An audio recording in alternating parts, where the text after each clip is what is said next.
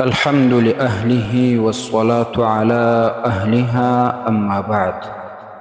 محترمو ورور دا پوښتنه کړې ده چې که څوک د اوداسه په حال کې ستن ولګوي، پچکاري ولګوي، اودس یې مات دی که نه؟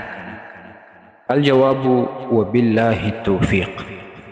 محترمو که چیرې د رګ ستن وي او په ستنه کې دومره وینه راسي چې هغه د بهېدلو توان لري، یعنې دونه ډېره یي چې که پر یو ځای توی سي بهېږي، بیا یې اودس ماتي.